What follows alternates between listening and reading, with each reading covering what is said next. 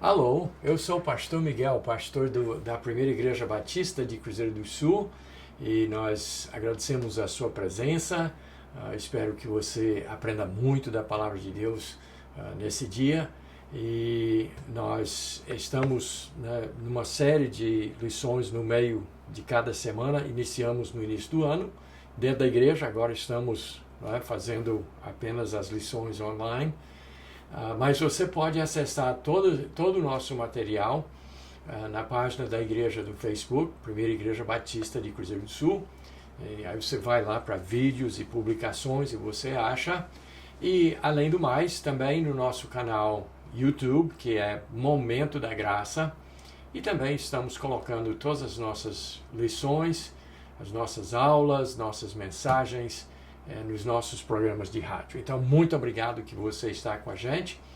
E na semana passada, para a gente já entrar logo no nosso assunto de hoje, nós examinamos dois personagens, dois reis.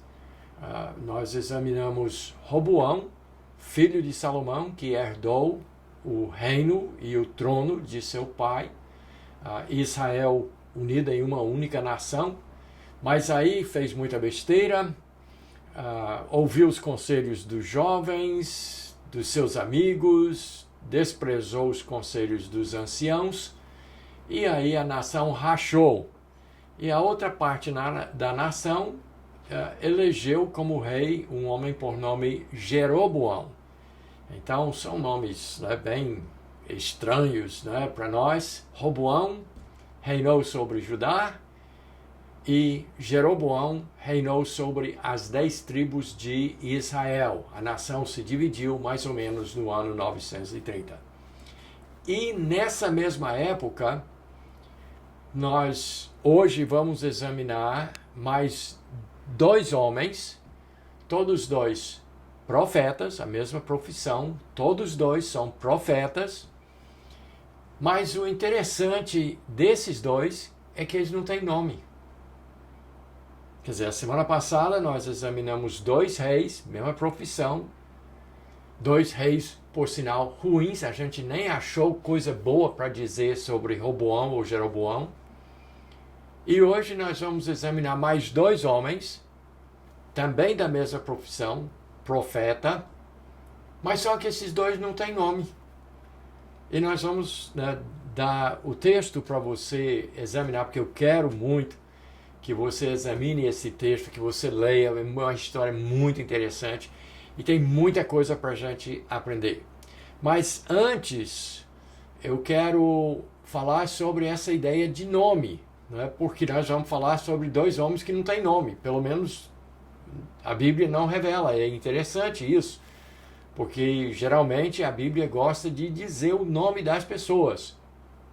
Mas tem alguns casos raros, como esse que nós vamos examinar nessa lição, onde os dois personagens principais não têm nome. Mas aí vamos pensar um pouquinho sobre a importância de nome. Meu nome é, em inglês, Michael, que é derivado do hebraico, assim como Miguel, que é a tradução também para português. E aí então eu queria muito que eu fosse aquilo que o meu nome significa, que o nome Michael significa semelhante ou parecido com Deus. Inclusive termina com as letras EL, que é a palavra Deus, o nome genérico Deus em hebraico. Então, Michael, ou Michael, Miguel, como você preferir, significa parecido com Deus. Infelizmente, não deu certo. E, aliás, deixa eu, para os casais aí, eu sei que essa coisa de busca de nomes para os filhos é uma coisa que muitas vezes é, assim, uma torcida para que o nome dê uma força, dê uma ajudinha para o filho ser bem sucedido.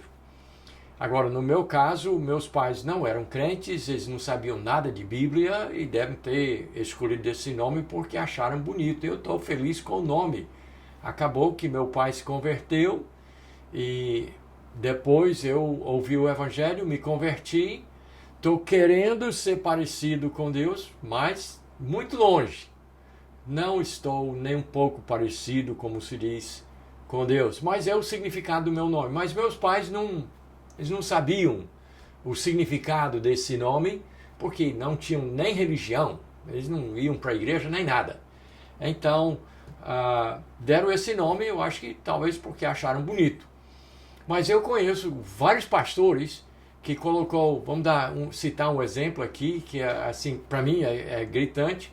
Eu conheço vários pastores que colocou o nome Estevão nos seus filhos.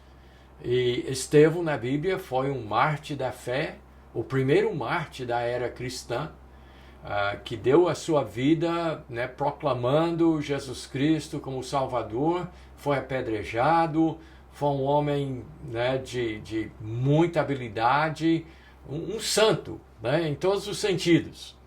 Mas eu conheço muitos pastores que colocaram o nome Estevão e todos eles um desastre. Então, eu sei que são os Estevãos que eu conheço, mas não vai, assim, você escolher um nome bíblico porque tem um significado bonito ou alguma coisa assim, na torcida de que seu filho vai ser bacana, isso aí não funciona. Você tem que criar o filho mesmo para ser a pessoa de caráter, honesta, produtiva que precisa ser. Mas nome é importante. De qualquer maneira, nome é importante. E vamos olhar alguns exemplos no início da Bíblia, porque os judeus, principalmente no hebraico, eles davam nomes que tinham algum significado ou alguma ligação com o nascimento do filho. Então, podemos começar, por exemplo, quando Deus criou o primeiro homem, ele deu o nome em hebraico Adam, que é em português Adão. E a palavra Adão significa terra ou barro vermelho. Então, quer dizer, Deus deu o nome Adão porque ele fez Adão do pó da terra.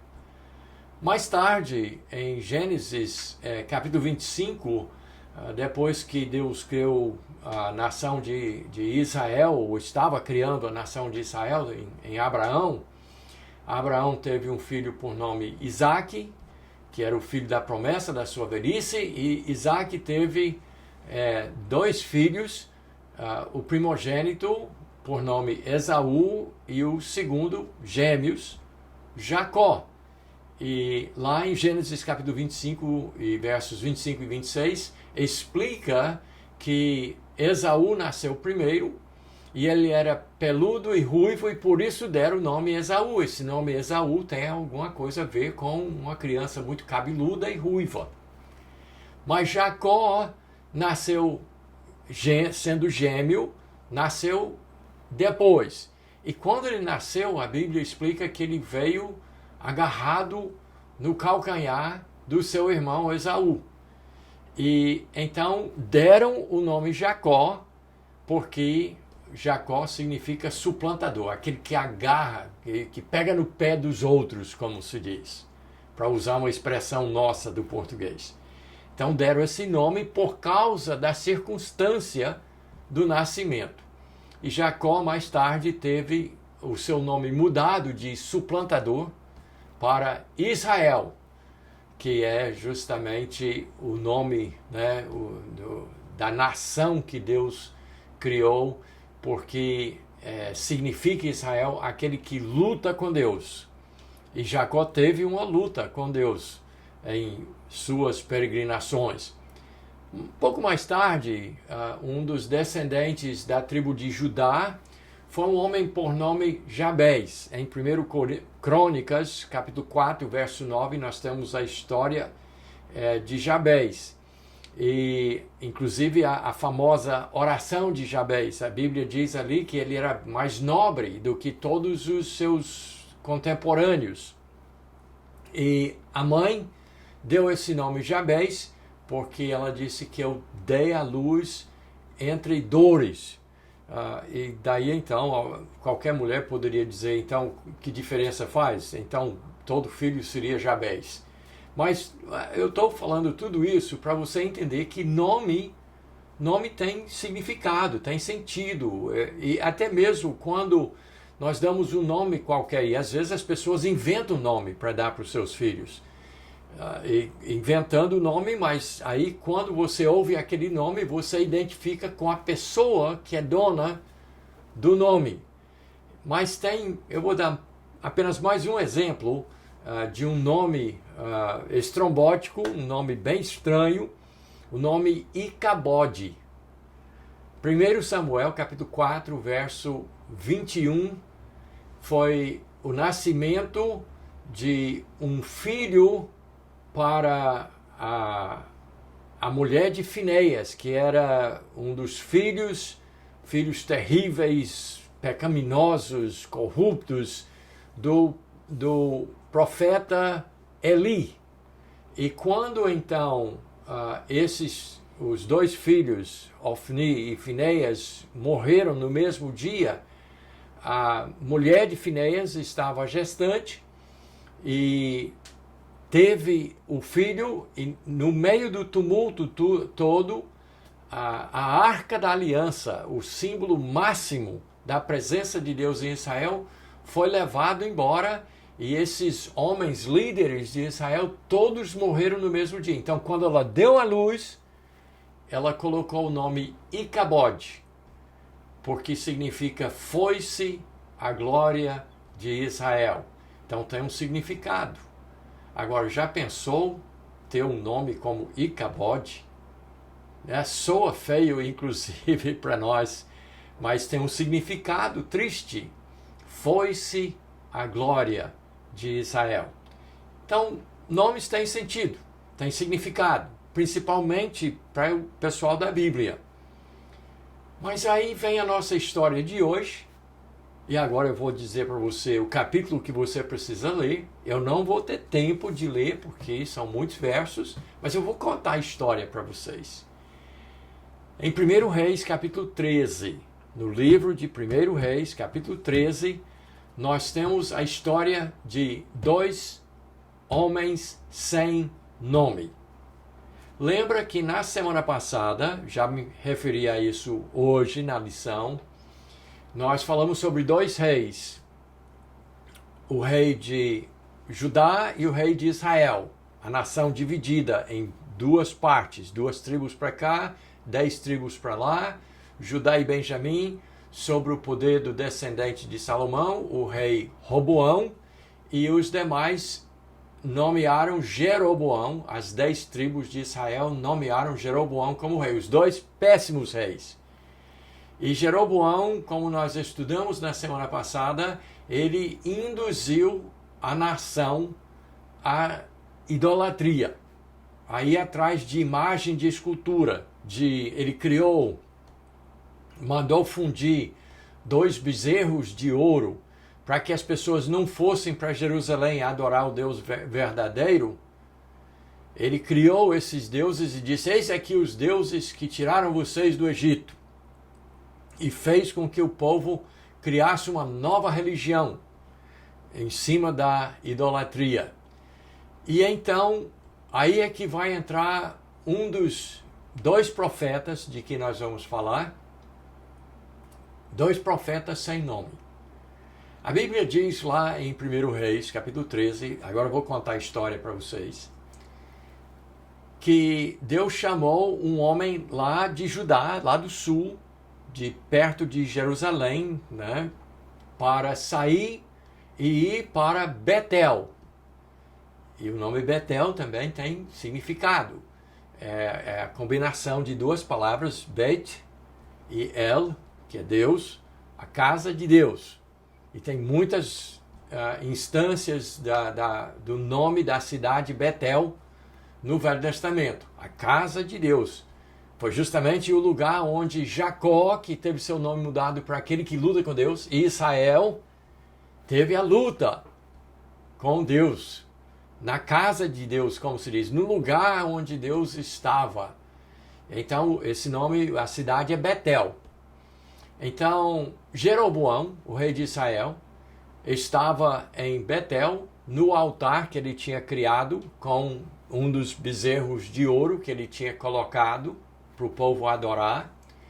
E aí Deus disse, sai de lá de Judá e vai lá para o país vizinho, para outra nação, para Israel, profeta, sem nome, vai lá e diga para Jeroboão que eu não estou satisfeito e o que é que vai acontecer. E então esse profeta, que é chamado 16 vezes de homem de Deus. Você pode conferir, eu fiz questão de marcar ponto a ponto, 16 vezes no capítulo 13 de 1 Reis, ele é chamado de homem de Deus. E Deus, quando deu a instrução para o homem de Deus, vamos chamar assim porque não tem nome, o homem de Deus, então, instruído por Deus, ele disse, vai para lá para Betel, mas quando você chegar em Betel, você vai profetizar e você vai embora. Você não vai parar para comer em Betel, você não vai parar para beber água em Betel, e você nem vai voltar pelo mesmo caminho. Você vai profetizar, dar o meu recado e vai embora. Não demore nesse lugar. Essa é uma ordem muito simples, muito clara para o homem de Deus. Aí ele chegou lá e foi com o rei Jeroboão e disse, olha, isso que você está fazendo é abominável a Deus, e esse altar que você fez vai se rachar ao meio e vai derramar a cinza dos sacrifícios que você vem fazendo. Jeroboão ficou furioso. E ele estendeu a mão e disse, você vai morrer.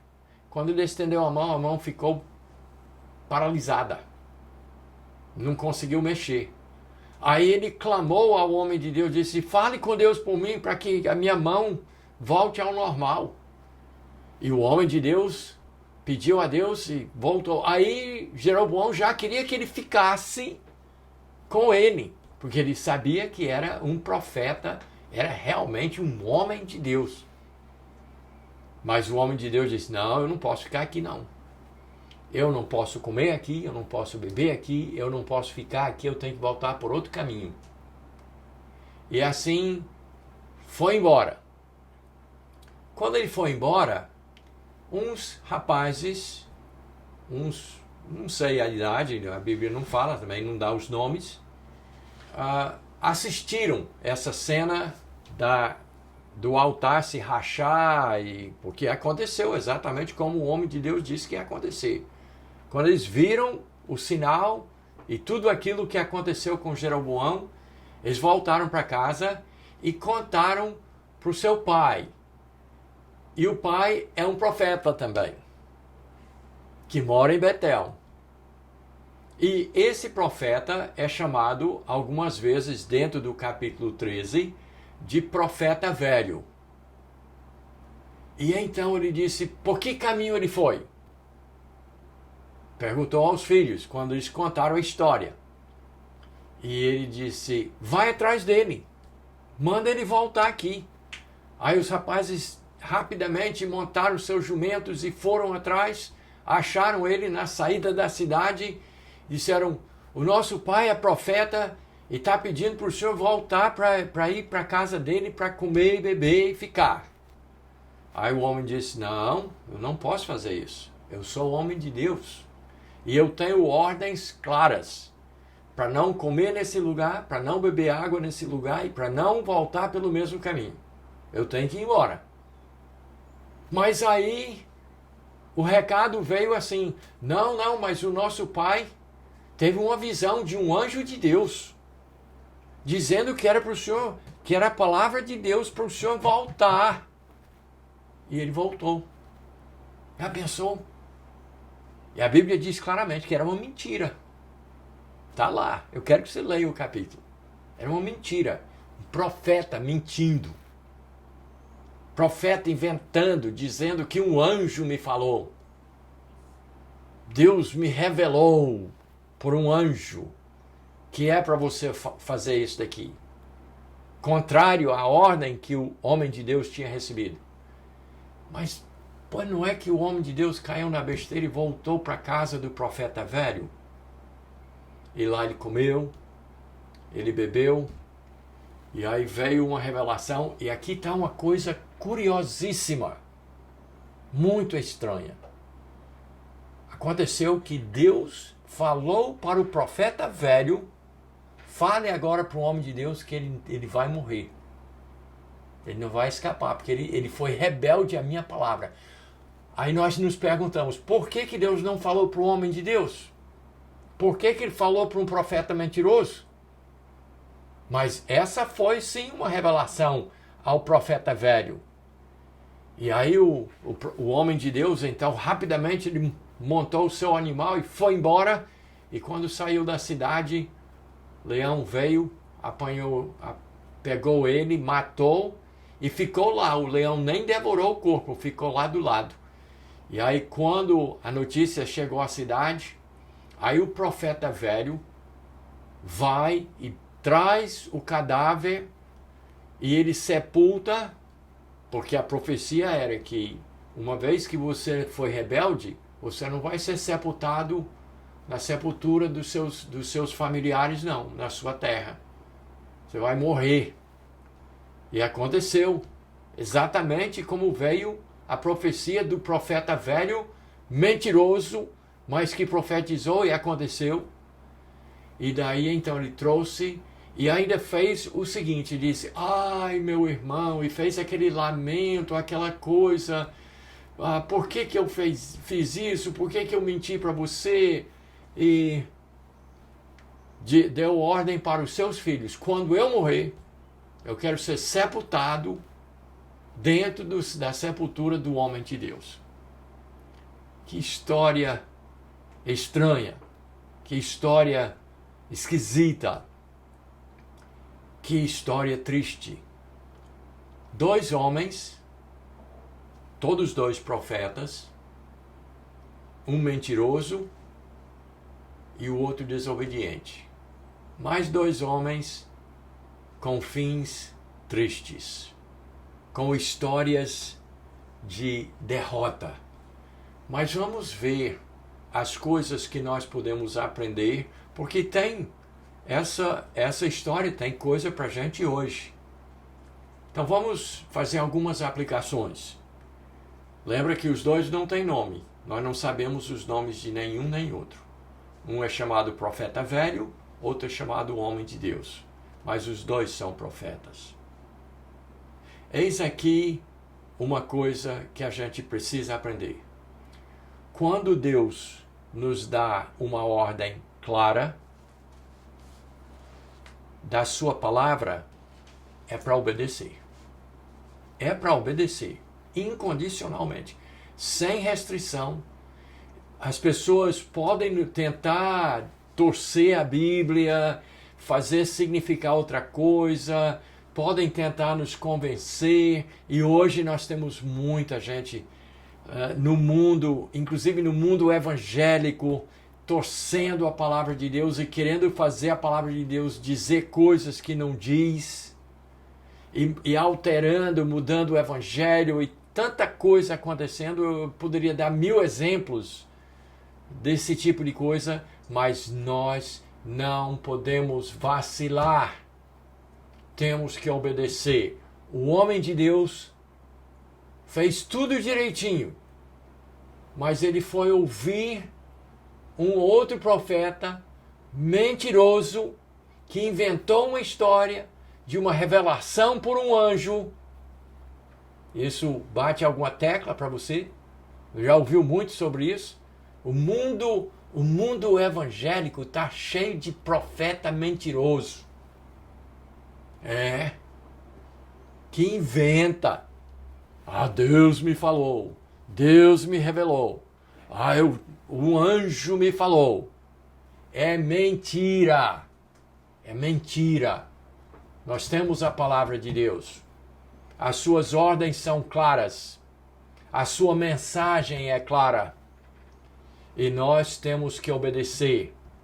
E se não obedecermos, vamos morrer espiritualmente. Se não fisicamente, mas vamos morrer espiritualmente. E nós não vamos concluir a nossa missão que Deus nos deu, porque nós fomos rebeldes à sua palavra. Então, meus irmãos, por favor, se alguém disser para você, eu também sou profeta, e Deus me falou, Deus me revelou, nem dá atenção. Se na sua igreja tem dessas coisas, saia correndo agora. Fuja disso. Vá para uma igreja que pregue a palavra de Deus do jeito que ela é. Não vacile, porque é mentira. É profeta, e esse profeta velho falou uma coisa que era verdade, falou. E se cumpriu a profecia dele, cumpriu. Porque o homem de Deus morreu, exatamente como o profeta velho disse. Mas só porque ele acertou essa, não significa que é correto. Ele mentiu, era mentiroso, era falso profeta, e não é para ser ouvido em nenhuma circunstância. Mas aí eu poderia continuar. Eu espero que você pegue essa lição, pelo menos até aqui, e já faça alguma coisa com isso. Mas eu quero dizer para você, em conclusão, que tem um profeta, um rei, que tem um nome especial. E esse profeta e rei é o Senhor Jesus. O seu nome, Mateus 1, verso 25, diz que o seu nome foi dado Jesus porque ele salvaria o seu povo do seu pecado. Significa Jesus é libertador. Então, esse nome, esse homem, um homem, Deus encarnado em um homem, é o Salvador, o único. E em Atos capítulo 4, verso 12, diz que não há outro nome em que há salvação. Enquanto que no mundo, no país, no estado, na cidade que nós moramos, tem pessoas seguindo outros nomes. Mas o único nome que foi dado para salvar a humanidade, Atos 4:12, é o nome de Jesus.